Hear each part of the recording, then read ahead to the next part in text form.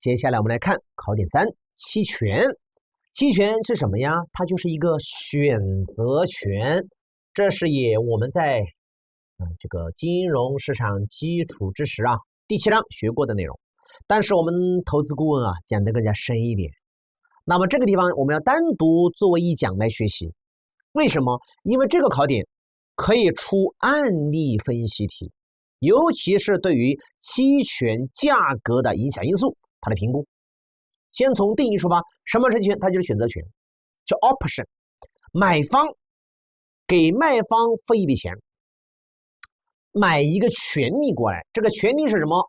在未来约定好的时间，我们有权利按约定好的价格去买入或者卖出某种标的资产，它是一种什么权利？这就是我们双方之间签的这种合约。好，再看分类，按照行权的方向或者让权利的性质不同，我这个权利干什么呀？你有权利干什么？你有权利投票吗？不是的，你有权利去买入或者卖出标的资产。如果买方有权利按约定好的价格去买，那叫认购期权，或者叫看涨期权。反过来，如果有权利按约定好的价格去卖，那叫认沽期权，或者叫看跌期权。这不就得了吗？所以我换个说法，认购期权简称买权，认沽期权简称卖权，那就是权利的性质。我买方有权利干什么？有权利去买还是有权利去卖？第二种分类方法，按照行权的时间不同，我在什么时间点可以去履行或者可以去行使我的权利呢？如果说比较严格，只能在到期日当天才能行权的，那就是欧式期权，比较死板。那么美式期权灵活一点，在到期日之前任何一个交易日都可以行权，那叫美式期权。那么这里特别注意，我们一个细分判断题，在我们国家 ETF 期权、股指期权都是欧式期权，商品期货期权呢是美式期权。第三种分类方法，按照标的资产不同，衍生品它有一个基础资产，皮之不存，毛将焉附什么基础资产？如果我是以股票或者是 ETF 作为标的资产，叫股票期权。第二个，我是以股票价格指数作为标的资产呢，那叫股指期权，全称股票价格指数。第三个，比较特殊的，就是我的标的资产是期货合约，什么商品期货呀，什么金融期货呀，那就叫期货期权。这是第一点，定义和分类。第二点，我们来看它的盈亏分布。那么在这里先复习一下，对吧？我们的看涨和看跌，不管你看涨看跌，我们明确一个基本的方向，就是买方和卖方它的权利义务是不对称的，它的盈亏也是不对称的。还记得吗？买方盈利无限，亏损有限。这是我们学过的那卖方呢，正好相反，卖方就是盈利有限，亏损无限。好，我们来看，先说看涨期权，再说看跌期权看涨期权就是买权，我有权利按约定好的价格去买入标的资产，对不对？那么选择权我可以行使，我也可以放弃。如果价格对我有利，我就行权；如果价格对我不利，我就弃权，对不对？所以如果对我不利，我弃权呗，大不了我把这权利放弃掉，我就当没买。但是期权费不退，所以最大的亏损是什么呢？就是这个期权费，或者换个说法叫权利金。但是盈利呢？盈利从理论上来讲是无限的。为什么？只要市场价格高于我们的约定好的行权价格，我们行权就是有利的，我们就赚这个差价。那么理论上来讲，这个价格可以涨得无穷高，涨得越大，我们买方赚的就越多，对不对？那卖方反过来来下面写一下卖方。那么羊毛出在羊身上呀，卖方怎么样？盈利有限，最多赚这个期权费，是吧？那亏损是无限的，买方赚多少，我们卖方就亏多少。这是看涨期权，看跌期权是一样的，一模一样是不是？我是买方，我的亏损是有限的，最多亏这个期权费，但是盈利不一样。这个地方就是我们对基础值的一个升级，换个颜色标一下。看跌期权啊，多头就是买方盈利并非是无限的，为什么？看跌期权是卖权，我有权利按约定好的价格去卖。什么时候赚的最多？价格是零的时候，看见没有？价格从理论上来讲免费送，是不是？它总不能是个负的吧？所以当标的资产价格为零的时候，看跌期权多头的盈利最大，赚这个差价。如果现在市场价格是零，我没有这个期权，我只能按照市场价格零，1分钱卖不了。但是我是一个看跌期权多头，对不对？我有权利按约定好的价格去卖，我就获取了收益啊。所以最多赚多少呢？赚的就是行权价格减去按照约定好的价格去卖，再减去期权费呀。我把期权费扣掉之后，剩下的钱全是赚的。这个地方大家特别留意一下啊，这是我们和基础值讲法有点不一样的，我们讲的更加精确了。我们在基础值怎么讲的？所有的买方都是盈利无限的啊，亏损都是有限的，这升级了啊。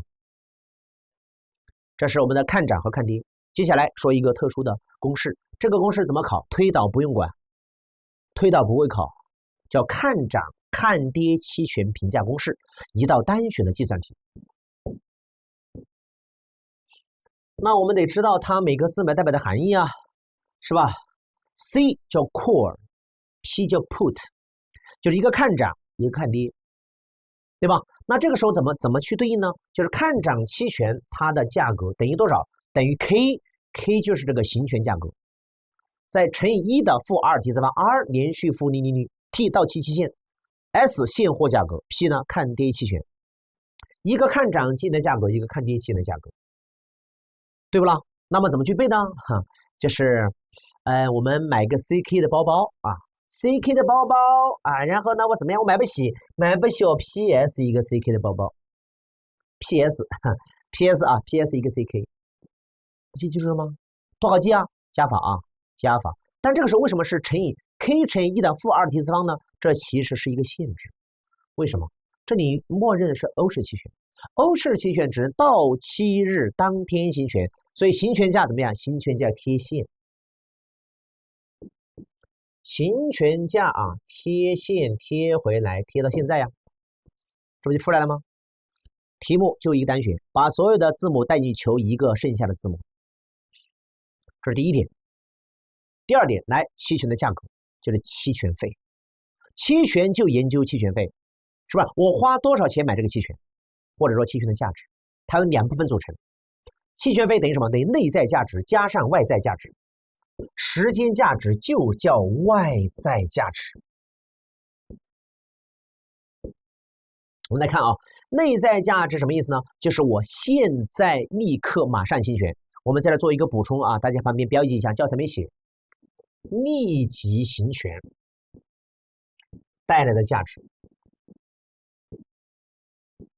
我不要等啊，就现在立刻马上。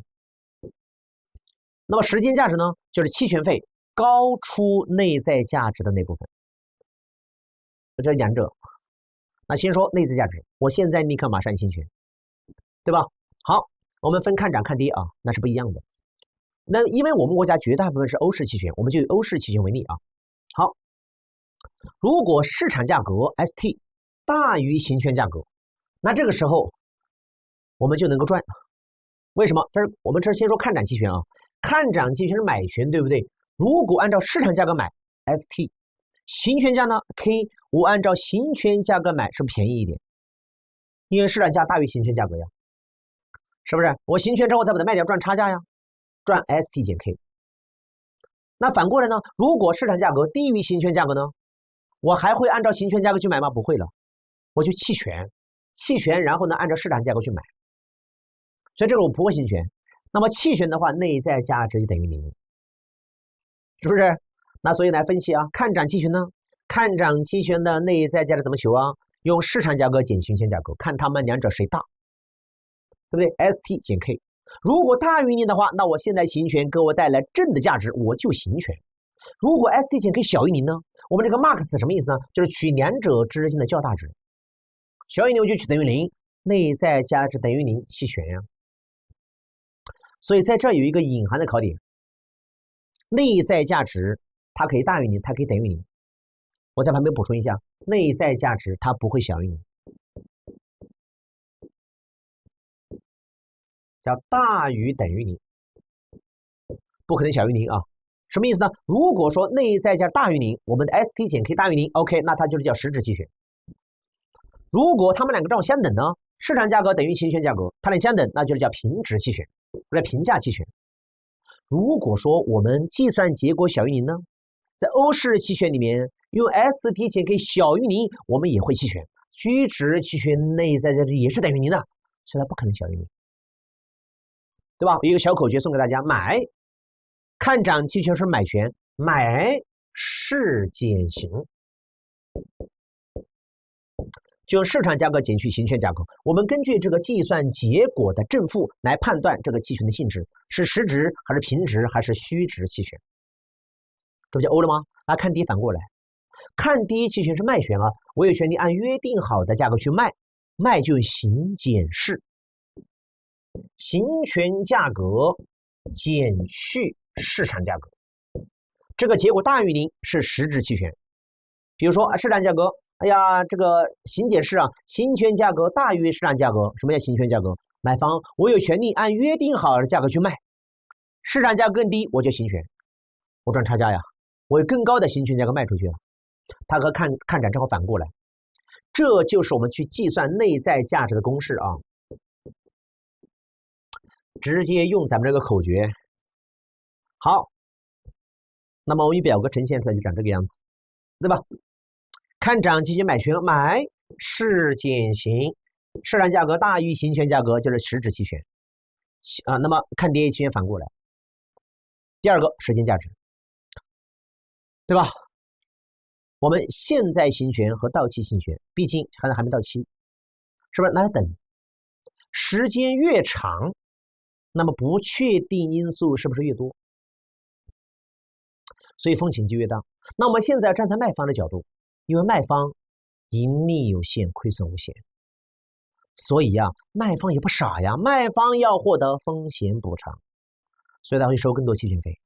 所以时间价等于什么？期权费减去内在价值。随着时间推移，价格波动啊，那价格波动越大，买方可能赚的越多，那卖方亏的就可能越多，那卖方就要收更多期权费。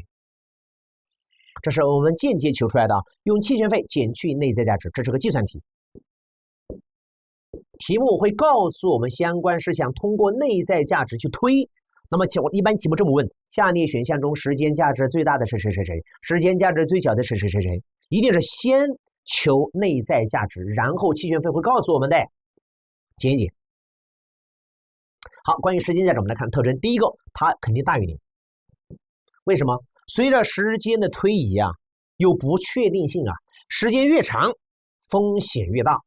不确定性越多，卖方承担更大的风险，所以卖方就要收更多期权费，这其实是对卖方承受风险的补偿。第二个，价格的波动性，标的资产价格波动性越大，那风险越大，风险越大，卖方要收更多期权费，成正比。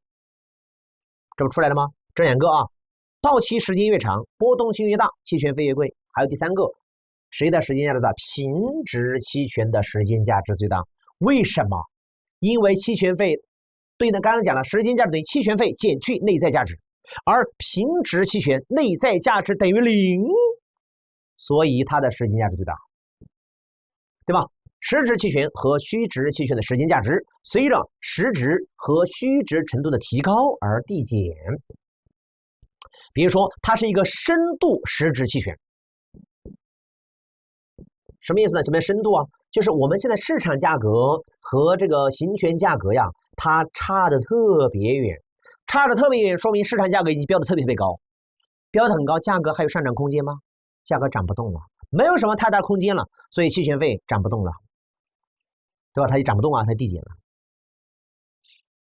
好，我们来举个例子啊，教大家实战。好，假设 A 股票它的市价34.8块，对应的1个月到期，它的欧市看涨期权行权价格30。好，内在价值是什么？看涨期权买是减刑，买是减刑，市场价格34.8块减去30，4块8。这个时候会行权的哟，它大于0实质期权。为什么？按照市场价买，我要花34.8块，行权我只要花30，省4块8。我现在30块钱买过来，转手34.8块一卖，赚4块8，内在价值出来了。好，期权费是5块。那请问时间价值是多少啊？期权费减去内在价值5减4.8， 0.2，不就出来了吗？这不是一个案例分析题吗？2问，还有第3问，等会儿马上就讲它的影响因素。好，现在再来，我们换一个数字。同样对应 A 股票的欧期限为9个月的，欧市看涨期权，内在价值6块8毛5。那时间价值呢？哎，就不一样了。是，那用什么呢？那对应6.85减去4.8就是2.05，是不是道理？这区分呢？那这个时候呢，他们俩差距是什么？差距时间价值不一样嘛。好，刚才讲计算，接下来看影响因素。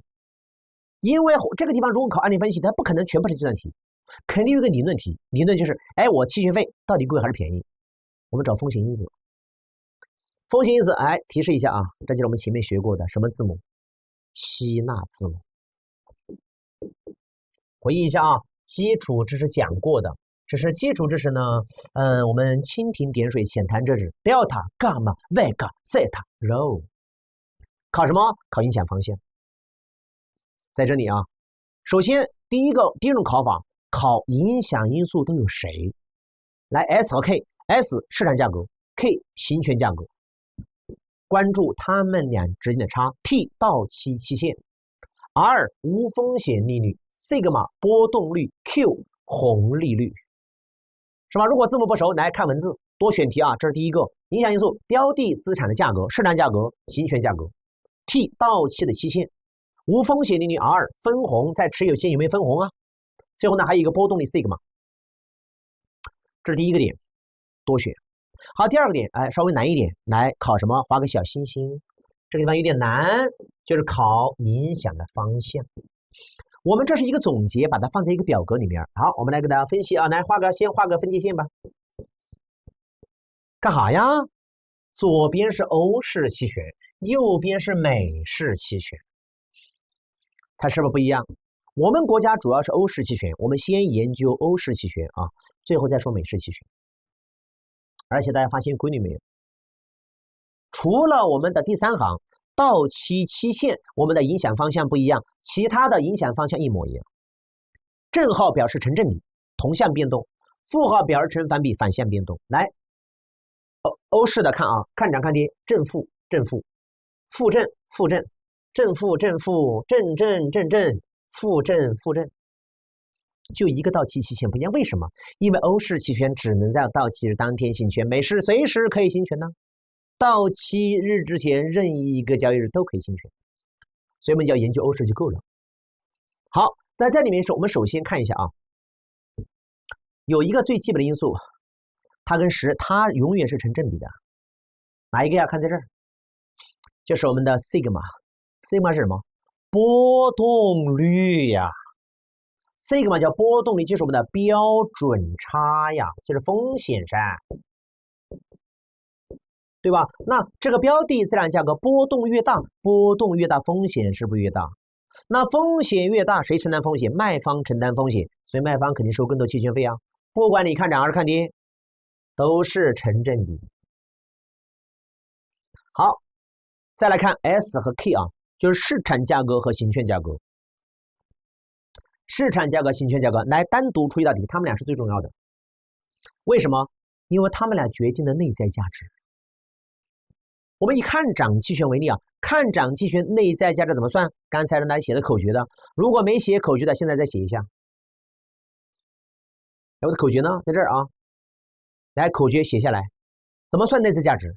如果是看涨期权买权，就用市场价格减去行权价格；如果是卖权呢，看跌期权就用行权价格减市场价格，它们的差，是不是这个道理？所以说市减行，市场价格越高，行权价格越低，那么内在价值是不是就越大？对吧？哎，这不影响期权费吗？就是核心逻辑啊。好，来加号成正比，市减型，市场价格越高，行权价格越低，内在价值越大。那也就是说，买方现在立刻马上行权赚的就越多。那买方赚的越多，卖方是不是亏的越多？卖方不傻呀，卖方就要收更多期权费，就这个道理。看到没有？来 S 啊，市场价格越高，行权价格越低，期权费越贵。这是看涨期权，看跌反过来。这是第一组啊，还有这个 T 呢啊，先说最基本的啊，先说最基本的，我们来分析一下逻辑啊，影响方向吧。如果是看涨期权，看啊，期权费随着标的资产价格的上升而上升，随着行权价格的上升而下降。所以 S 看见没？这个地方我们的文字解释是为了辅助表格里面的内容的，这不出来了吗？ S OK， 市场价格越高，行权价格越低，看涨期权行权费就越贵啊，期权费就越贵。看跌嘛，看跌肯定跟看涨正好相反。好，再看第二个期限。期限呢，我们先说欧式啊，是吧？美式的话呢，大家看都是正好，美式都是正好，为什么？时间越长，哎，时间越长，那风险就越大，风险越大，那卖方承担更大的风险，收更多期权费。像美式的都成正比。那欧式我们前面画了一个问号，对不对？那欧式一个问号就不确定，为什么呢？来分析一下欧式期权，因为欧式只能在到期当天在期末行权，所以剩余期限长的合约呢不一定能够覆盖短期限合约的所有行权机会，是吧？多数情况之下，期权剩余期限越长，时间价值越大，这是多数情况之下，所以我们不要说太绝对，是吧？那如果提个哪个判断题，一般情况下，那么这就是对的。可以说，一般情况下，时间越长呢，哎，风险越大，那期权费越贵。这不出来了吗？这是到期期限啊。然后呢，随着到期日的临近，时间价值会逐渐衰减。怎么衰减呢？旁边我再补充一下，加速衰减。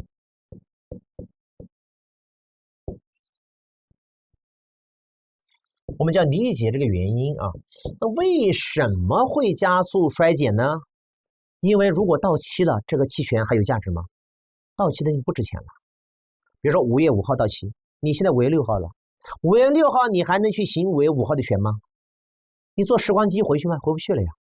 所以说为什么演唱会的门票，这些黄牛马上开场，那些黄牛越着急出手？为什么？你演唱会开唱半个小时，你还去买票去看听演唱会吗？就在外面听一下得了呗，哈，是吧？到期的就不值钱了，所以加速衰减。这是第二个因素，期限啊，方向不出来了吗？到期期限。然后呢，其他几个就比较简单了 ，R 利率 ，Q 红利率啊，来 ，R 利率，无风险利率越高，标的自然收益越会上升。那么利率和价格成什么比？成反比啊。所以利率高了，来我写一下啊，贴线贴回来 ，PV 等于 FV 除以1加 R 的 T 次方啊，妈呀，分母是 R 变大了。R 变大了，分数值就变小了呀。所以来结论，看涨期权无风险利率越高，那么看涨期权价格就越高。看跌期权反过来，我们这就是看涨，看跌永远相反。下一个分红，红利率，红利率分红，毫无疑问啊，血槽下降，是吧？分红的时候价格会下降的。所以随着分红率的增加，看涨期权的价格就会下降。为什么？它直接和市场价格联系在一起啊。这是第一个影响因素啊，市场价格越高，行权价格越低，期权费越贵；市场价格下降，期权费就下降。第五个波动率，波动率来永远成正比，波动率越大，风险越高，风险越高，期权费越贵。这不就出来了吗？这是影响因素。这就是我们的影响因素啊，考方向，是不是 ？Q 是红利率啊，红利率对应的是什么？对应的是市场价格，市场价格下降，那么期权费就下降。这就是欧式期权，美式期权只有一个不一样啊，只有一个就到期期限的影响因素，不就搞定了吗？这个地方有点难，是吧？很多人可能说，哎，老师你这个听完了还是云里雾里的。怎么办？我给大家举个例子。举个例子啊，一个经典的例子，我放在这一页吧。这是我们金融市场基础知识举过的一个例子啊。比如说，我是一个薯片生产商，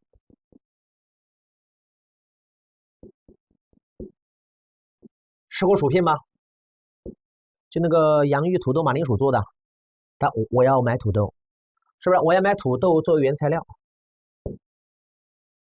现在呢，我仓库里还有土豆，我不着急买，是吧？但是我担心土豆价格上涨，于是我想买个土豆期权，是吧？我想找个农民，从他那买个期权呗。那这个就是我害怕土豆价格上涨，怕它上涨怎么办？我买个看涨期权，锁定采购成本。好，期权我肯定要给卖方给农民支付一笔期权费喽。好，前提是这样子的，在1个月之后，我们约定好按3块钱一斤去买多少斤呢？比如1万斤土豆，是吧？这个1个月就是 T 了。然后呢，3块钱一斤是不是就是行权价格？好，我们的第一个和第二个点是什么来着？就是市场价格和行权价格，对不对？好，市场价格、行权价格这个字母叫什么来着？看一下啊 ，SK， 好 SK， 这就是 K。好，现在 S， 我们分析啊，市场价格，市场价格越高，比如说市场价涨到10块钱一斤。市场价格10块钱一斤的话，那如果买方现在立刻马上行权，内在价值怎么算？市减型啊，市场价格 S 减去 K 等于10减去3等于7块钱一斤。那也就是说，我现在立刻马上行权，我1斤赚7块，1万斤我赚7万，那买方赚7万，卖方是不是亏7万？所以卖方是不是最少收7万块钱期权费？是不是期权费肯定是而且大于7万块钱？为什么还没到期呢？还有时间价值呢，是吧？好，现在再来，如果涨到100块钱一斤呢？涨到100块钱一斤，买方赚多少钱？市场价格减行权价格，买方赚97万，买方赚97万，卖方就亏97万。所以市场价格越高，买方赚的越多，买方赚的越多，卖方亏的越多，卖方就要收更多期权费。所以说，看涨期的期权费跟市场价格成正比，市场价格越高，买方赚的越多，卖方亏的更多，收更多期权费。那么行权价格反过来，为什么？因为我们最终内在价值的结果是减型啊，行权价格越低，那怎么样呢？说明买方赚的可能性越高，行权3块钱一斤，哎，如果变成3毛钱一斤呢，卖方赚的更多。他们俩是一组。市场价格越高，行权价格越低，内在价值越大，卖方就亏的越多。好，这是第一组出来了。再看时间，是吧 ？T 到期时间越长，1个月之后，1个月之后价格可能发生波动，对不对？时间越长，不确定因素越多，风险越大，风险越大，卖方承担越大的风险，卖方收更多期权费。还有波动率 sigma， 土豆价格的波动率，如果说波动率大，土豆历史波动率涨到100块钱一斤，曾经涨到100块钱一斤，那也就是说未来有可能涨到100块钱一斤，那卖方是不是亏的越多？卖方亏的越多，卖方收更多期权费，波动率越大，风险越大，这不出来了吗？这个例子往里面一套，答案就一目了然。所以这个知识点，我希望大家对照这个表，利用我刚才这个土豆的例子，把它梳理一遍，一定要把它分清楚啊！这个分数。这一分必须把它拿到。好，这是我们的第一个点，价值。下一个点呢，期权的希腊字母，5个希腊字母考定义。考定义啊，它指的是什么？期权费啊，它受到各种因素的影响，是吧？每一个风险因子对我们期权费都有影响。我们考什么？考它影响程度、敏感性。第一个 delta 来考定义。什么因素？风险因子是当标的资产价格变化的时候，对期权价格的影响。它要带什么 ？S 标的资产价格发生变化，导致期权费发生变化，这不影响程度吗？是不是？看涨期权买入看涨期权 delta 是正的，买入看跌期权 delta 是负的。为什么？买入看涨期权的市场价格越高，我越开心啊！市场价格越高，我期权费越贵，是不是？那 delta 呢，它的大小，请注意，这是一个经典的结论，来自期货投资分析的内容。把期货投资分析再搬过来了啊。实值期权买入看涨期权 delta 趋近于1，就是市场价格涨多少，我们期权费就涨多少。买入看跌期权反过来等于-1。然后平值期权的话呢，买入看涨期权 delta 趋近于 0.5， 看跌的话是-0.5， 虚值期权 delta 等于0。为什么？虚值期权我不会行权的，这是结论啊。还有一个我们要特别注意的，如果考的难一点的话，就是 delta 中性策略。什么意思呢？我不希望标的资产价格变化对我带来影响。你标的资产变好了，我期权费不变，那我怎么做呢？我就让这个 delta 等于0。我们希望我手中所持有的这个组合的 delta 等于0，那 delta 等于0什么意思？看概念，那就是不管你标的资产价格怎么变，我的期权费分子等于0啊，期权费不变嘛，这就是我希望达到的目标呀。怎么办呢？这个时候我们的方法是这样子的，就是我们希望股价的变化不影响期权投资的价值嘛，先计算看涨期的 delta， 然后怎么做？我要让 delta 等于0，对冲掉，就卖出 delta 单位的股票，就把这个组合的 delta 变成0了，这不就好了吗？所以这个组合是由负 delta 单位的股票，就是卖掉，加上1单位的看涨期权，两者组成的。这个函数不用管，这就是 delta 中性，这就是我这个组合的 delta， 它等于0。这是第一个。第二个，伽马，伽马是什么？就是它是唯一的一个2阶导数啊。其他的delta 呀、vega 呀、theta 呀、rho 啊，它都是1阶的，唯一的一个2阶。什么意思？它是指标的资产价格变化对 delta 的影响，不是对资产期权价格的影响啊。所以它是体积导数2阶的，这平方2次导数。标的资产价格变化导致 delta 的变化，所以伽马越大，说明标的资产价格变化对 delta 的影响就越大， delta 的变化就越快。第三个 theta 考关键词定义，什么？到期时间，到期时间的变化对我们期权价格的影响，毫无疑问，刚才讲过了，时间越长，期权费越贵。来，反过来，时间越往前推进，是不是越临近到期？越临近到期，那么价格变化的可能性是不是越小啊？所以呢，期权费就越便宜，时间价值就会衰减，所以现在是小于0的。第四个 vega 波动率，波动率变化对期权价格的影响，刚刚是表格讲过了，波动率越大，风险越大，那风险越大，期权费越贵。最后一个肉无风险利率，利率越高，哎呀妈呀，看涨期权就越贵，成正比。无风险利率变化对期权价格的影响，这就5个希腊字母，搞定哈，正好对应刚才这个表格。最后看一个期权定价，这个比较难，这个公式不做要求啊，来自期货投资分析。那么我们这要注意的是，知道名字啊，就是期权定价。目前呢，最经典的一个公式，使用最广泛的叫 BS 期权定价公式。我们有的题目叫 BSM， 就是布莱克、斯科尔斯、莫顿，它是以经济学家的名字来命名的。我们可以通过这个公式算出来。那么考什么呢？第一个多选题，考假设条件。任何一个理论它都是有前提的，不满足这个前提，这个理论无法成立。3个字，理想化，现实生活中做不到。来，怎么理想化？第一个，投资者在任何时间可以交易，没有成本，没有卖空限制。第二个，没有套利机会。第三个，无风险利率不变，是个常数。第四个，标的资产价格波动率是个常数，波动率不变。第四个，服从对数正在分布。然后呢，期权存续期没有分红，没有任何现金流，理想化的。然后我们可以算出来欧式看涨期权、欧式看跌期权的公式，看起来是不是很吓人？不做要求。这是期权的定价。最后呢，我们再来介绍一下期权它的应用。这个地方不考计算，我们考什么？考定义。大家知道这是什么就可以了。具体的操作策略，我们在期货投资分析就会考，到底怎么算？我们这儿只要知道定义啊，价差策略、价差期权、跨市期权、宽跨市期权，还有奇异期权。第一个价差期权，什么价差？牛市、熊市。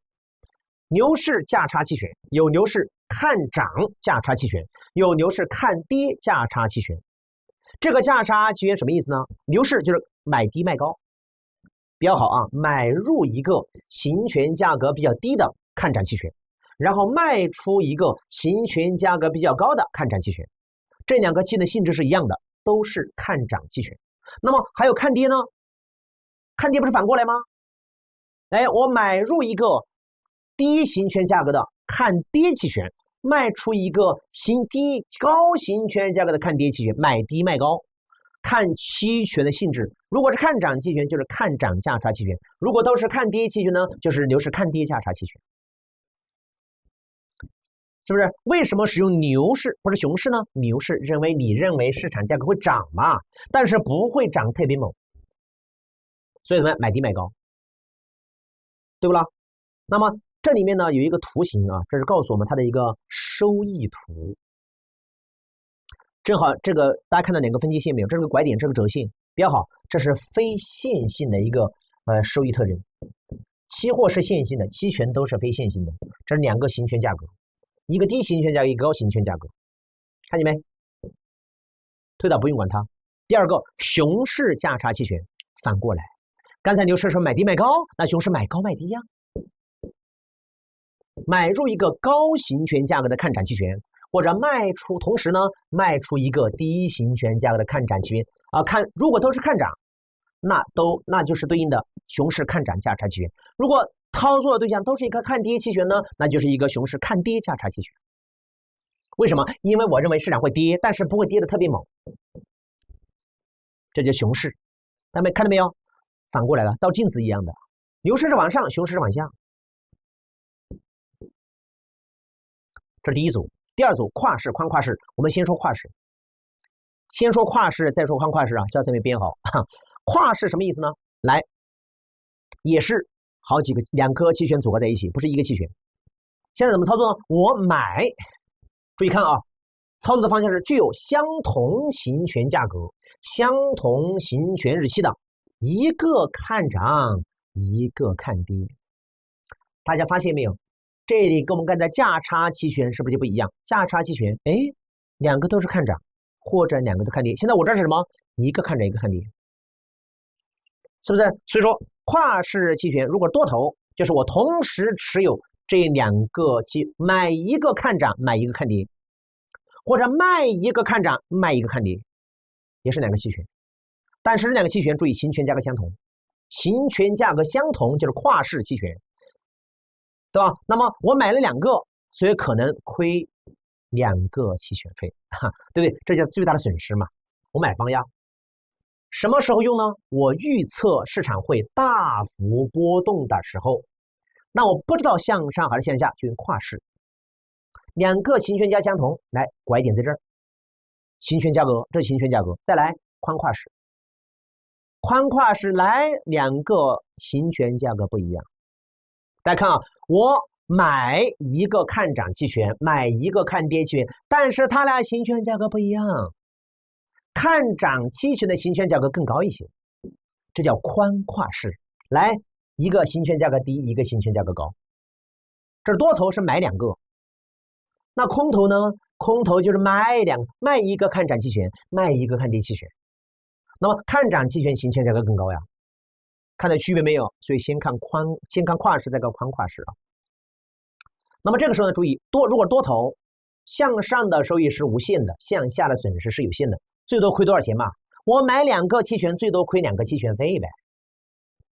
那空头呢，正好反过来嘛，向上的收益是有限的，最多我卖两个期权，最多赚两个期权费，但是损失是无限的，往下走，实际往下走，对不对？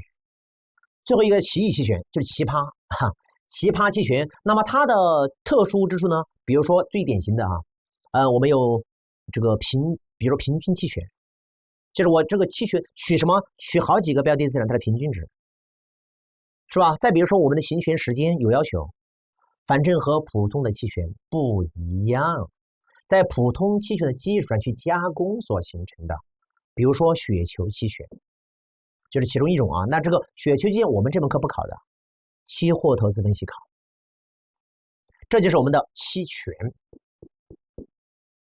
这是非常关键的一个知识点啊。我们总结一下它出题的点。